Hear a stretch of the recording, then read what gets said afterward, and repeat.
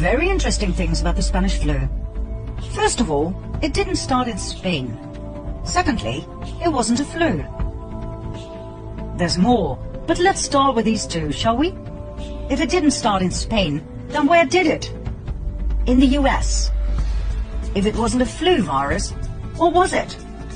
It was a bacteria that caused severe and in most cases lethal pneumonia.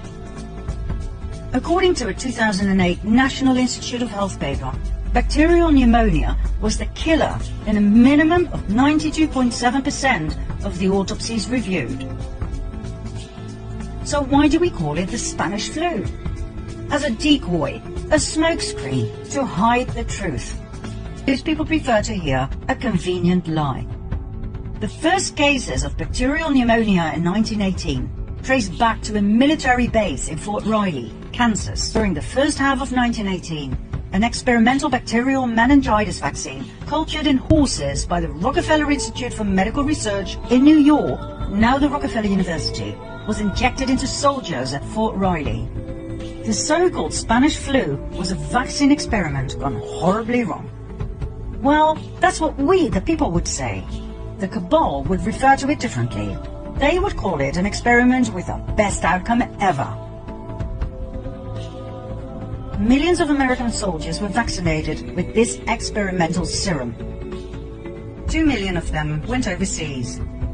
They fought under poor sanitary conditions, so the bacteria spread like wildfire wherever they went.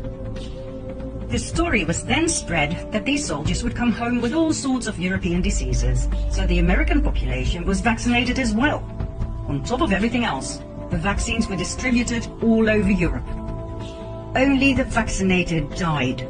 Healthy men and women in the prime of their lives died, not the elderly, as would have been the case if it were a flu virus. Who was in charge of that distribution and mass vaccination program?